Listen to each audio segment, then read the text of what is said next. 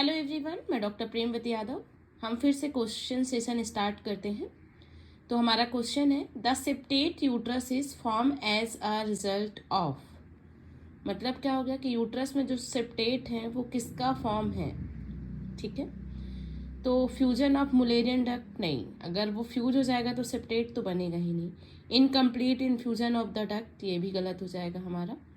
Non canalisation of the duct, ये भी option गलत है। तो इसका राइट आंसर डी हो जाएगा, non resorption of median septum. Next question की तरफ मूव करते हैं। The precise method of estimation of gestational age during first trimester is measuring. First trimester में हम गैस्टेशनल एज कैसे मेजर करेंगे? तो इसका राइट आंसर क्या हो जाएगा हमारा, क्राउन रम्प लेंथ, इसी को हम CR लेंथ भी बोलते हैं। The most common cause of PPH मतलब पोस्ट पार्टम हेमरेज का मोस्ट कॉमन कॉज क्या है? ये बार बार पूछे जाने वाला क्वेश्चन है, तो आपको पता होना चाहिए कि अगर पोस्ट पार्टल हेमरेज हो रहा है तो कहीं ना कहीं यूट्राइन की एटोनिसिटी की वजह से देखने को मिलता है, मतलब बी ऑप्शन इसका राइट होगा। कोरवेलिया यूट्रस इज एसोसिएटेड विथ, ये भी बार बार पूछा जाता है क्वेश्चन, तो इसका राइट आंसर होगा abruptio placenta.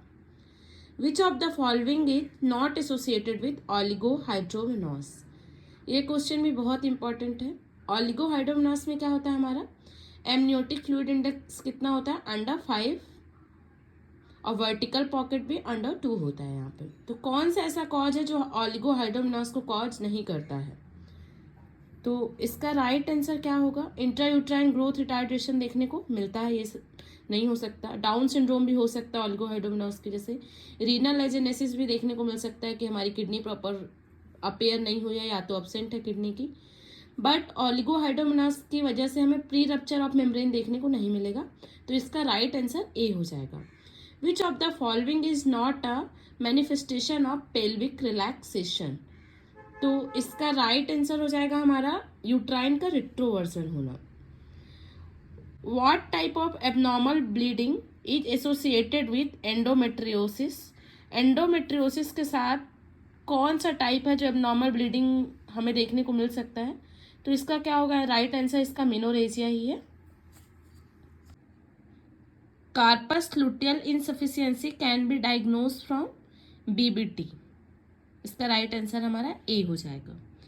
Most common indication of diagnostic laparoscopy in gynaecology is, तो कौन सा इसका ऑप्शन सही होगा, ए क्रोनिक पेल्विक पेन। यहाँ A young patient present with history of dysphagia, more to liquid than solid.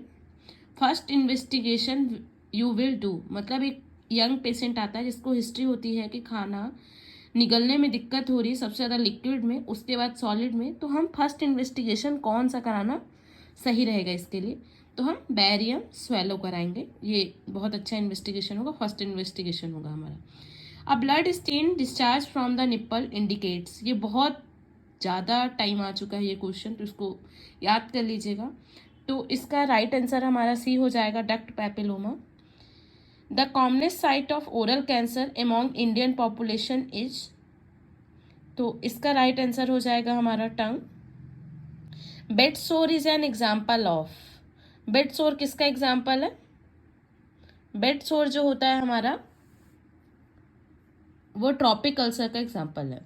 A person is brought to the emergency as a case of road traffic accident. He is hypotensive, most likely ruptured organ is, अगर एक person है जिसका emergency road traffic accident हुआ है, जिसकी BP कम हो रही है, तो कौन सा ऑर्गन के रप्चर होने के चांसेस सबसे ज़्यादा हैं? तो इसका राइट आंसर क्या होगा हमारा, स्प्लीन। ब्रेन एब्सेस में बी ड्यू टू, ब्रेन में जो एब्सेस होता है वो किसकी वजह से हमें देखने को मिल सकता है? तो इसका राइट आंसर हमारा ट्रॉमा हो जाएगा। Pain in acute appendicitis is commonly referred to, अगर एक्यूट अपेंडिसाइटिस है तो इसका पेन कहाँ पे कॉमनली रेफर्ड होता है? अम्बाइलिकस में। Rectal bleeding in child is due to, अगर कोई बच्चा है उसमें रेक्टल ब्लीडिंग देखने को मिल रही है तो उसका मोस्ट कॉमन कॉज क्या हो जाएगा? बच्चों में किसकी वजह से ब्लीडिंग होगी? तो उसका फिशर, इसका राइट आंसर हो जाएगा। Under the WHO vision 2020 programme the safe strategy is adopted for which of the following disease, ये बहुत इम्पॉर्टेंट क्वेश्चन है। तो इसका राइट आंसर हो जाएगा हमारा trachoma. A 45-year-old woman present with a heart and mobile lump in the breast. Next investigation is, एक women है जो प्रेजेंट है हार्ट एंड मोबाइल लम्प के साथ ब्रेस्ट में, तो हम कौन सा इन्वेस्टिगेशन कराएंगे? तो मैमोग्राफी इसके लिए सबसे बेस्ट इन्वेस्टिगेशन होगा। आई होप ये वीडियो यूज़फुल होगी। आप जितने वीडियो मैं बता रही हूँ आपको डेली, ध्यान से उन MCQs को लगाइए। 50 से 55 क्वेश्चन इनमें से कवर हो जाएंगे। Thank you for watching.